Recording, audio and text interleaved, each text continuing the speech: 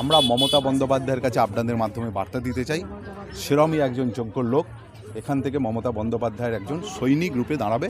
আমরা তারই জন্য লড়াই করব।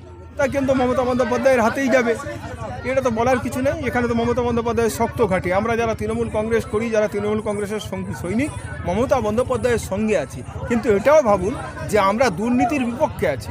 যে দুর্নীতির লিডার এখানে আছেন তার বিরুদ্ধে আমাদের লড়াই, তাকে আমরা কোনোভাবেই এই লড়াইয়ে সামিল করতে পারবো না। কারণ এটাই আমাদের মমতা বন্দ্যোপাধ্যায়ের কাছে শিক্ষা, অভিষেক বন্দ্যোপাধ্যায়ের কাছে শিক্ষা।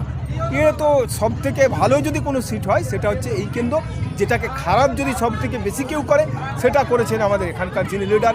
অ্যাকচুয়ালি উনি তো শুধু বিধায়ক নয়, উনি সভাপতি, উনি ব্লক সভাপতি, উনি দলের রাজা, উনি যা ইচ্ছা তাই। উনি নিজেকে মনে করেন যে আমি প্রিন্স, আমি একজন রাজা, আমি যা করব তাই, আর অন্য কেউ কোনো কথা বলতে পারবে না। এই আজকে ধরুন আমরা এখানে, আপনারা নিশ্চিত জানেন 23শে জানুয়ারি নেতাজি সুভাষচন্দ্র বসুর জন্মদিন আমরা এখানে পালন করার কথা বলেছিলাম, এইখানেই দাঁড়িয়ে এইখানে করেছিলাম। কিন্তু প্রশাসনের মাধ্যম দিয়ে বিধায়ক সাহেব বন্ধ করে দিয়েছিলেন। তো আমরা প্রতিজ্ঞা করেছিলাম যে নিশ্চিত আকারে ওখানেই আমরা মমতা বন্দ্যোপাধ্যায়ের একটা অনুষ্ঠান করব, সেটা প্রতিষ্ঠা দিবস। আজকে এখানে করলাম, তাহলে পরিবর্তন হয়েছে তো। আজকে সেই পাওয়ারটা একটু একটু করে কমছে। আগামী দিনে মনে করি ওই বিধায়কের পাওয়ার বলে কিছু আর থাকবে না। মানুষ সজাগ হচ্ছে, এই মানুষকে সজাগ করতেই আমরা রাস্তায় নেমেছি। এটাই আমাদের লড়াই। রমেশ পাল, তপস হাজরা, নব সানাদের লড়াই তো এটাই, অন্য কিছু নয়। আমরা দুর্নীতির বিরুদ্ধে, আমরা দুর্নীতিগ্রস্ত মানুষকে কোনোভাবেই এই কেন্দ্রে লড়াই করতে দেব না।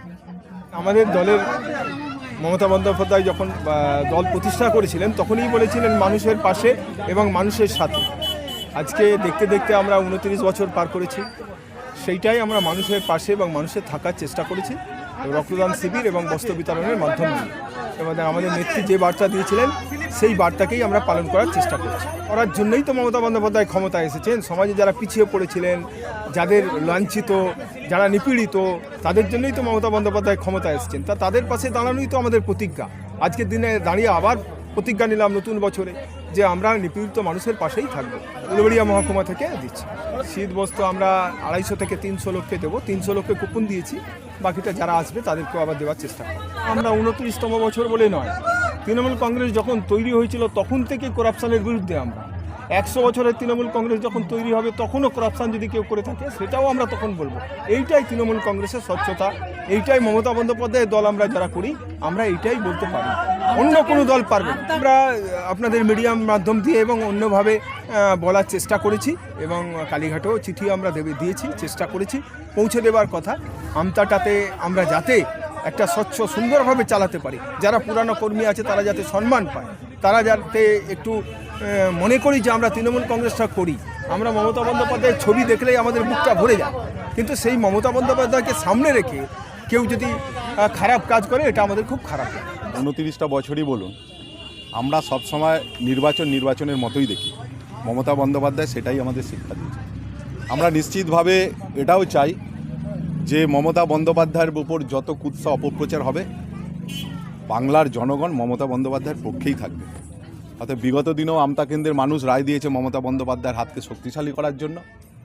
আমরাও ঠিক 2026-এর নির্বাচনও মমতা বন্দ্যোপাধ্যায় যেভাবে আমাদের বার্তা দিয়েছেন সত্যতা, স্বচ্ছতা, দায়বদ্ধতা, ঠিক সেইভাবে আমরা চাইব যিনি স্বচ্ছতা, সততা, দায়বদ্ধতা নিয়ে মানুষের পাশে থাকবেন। আমরা মমতা বন্দ্যোপাধ্যায়ের কাছে আপনাদের মাধ্যমে বার্তা দিতে চাই, সেরমই একজন যোগ্য লোক এখান থেকে মমতা বন্দ্যোপাধ্যায়ের একজন সৈনিক রূপে দাঁড়াবে। আমরা তারই জন্য লড়াই করব। কর্মসূচি আজকের এই জন্য, আমাদের কুচবেড়িয়া অঞ্চল দুর্নীতির সঙ্গে যুক্ত হয়ে গেছে। যিনি আমাদের বিধায়ক তিনি তাদেরকে সহযোগিতা করছে। আমরা যারা পুরনো তৃণমূল কংগ্রেসের সৈনিক আমাদেরকে কোনো রকম পাত্তা দিচ্ছে না, সহযোগিতা করছে না। আমরা কোনো কিছু করতে গেলে আমাদের প্রশাসনের ভয় দেখাচ্ছে, প্রশাসন দিয়ে আমাদের কাজকর্ম বন্ধ করছে।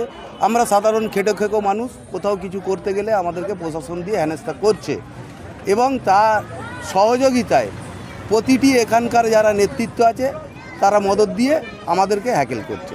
তৃণমূল কংগ্রেসের এই মুহূর্তে এখানে পরিস্থিতি খুবই খারাপ। কেউ মমতা ব্যানার্জির কথা ভাবে না, অভিষেক ব্যানার্জির কথা ভাবে না, দলের কথা ভাবে না, যে যার আখের গোছ করতেই ব্যস্ত আছে। কুচবিহার অঞ্চল তৃণমূল কংগ্রেসের যারা নেতৃত্ব দিচ্ছে তারা তাদের নিজের স্বার্থ সিদ্ধির জন্যই দলটা করছে, সংগঠনের কিছু নেই, সংগঠন তারা করে না। তাই আমরা তাদের বিরুদ্ধে মমতা ব্যানার্জির নির্দেশে এবং অভিষেক ব্যানার্জির পরামর্শে আজকে আমরা এখানে তৃণমূল কংগ্রেসের প্রতিষ্ঠা দিবসে রক্তদান শিবির এবং 200 মানুষের হাতে বস্ত্র উপহার তুলে দিচ্ছি। এই আমার নাম রমজান মল্লিক। আমাকে এখন কোনো রকম কিছু দায়িত্ব দেয়নি। 2018 সালে পঞ্চায়েত নির্বাচনের আগে আমার বয়সের কারণে যুব সভাপতিটা চলে যায়, তারপরে আমাকে দলের কোনো দায়িত্ব দেয়নি। আমি আশা করেছিলাম যেভাবে আমি সংগঠন করি কুচবিহার অঞ্চলে 24 ঘন্টা আমি দলের সৈনিক হিসাবে কাজ করি।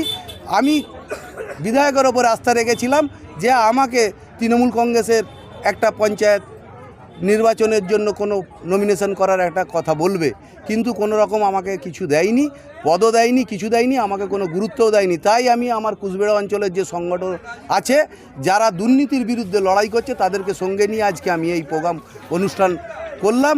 আমতা কেন্দ্রের নেতৃত্বর সহায়তায় এবং গোলাম খানের সহায়তায় আমি আজকে কুচবিহার অঞ্চলে এই অনুষ্ঠান আমাদের সকল ছেলেপুলেদেরকে নিয়ে নেতৃত্বকে নিয়ে আমি করেছি।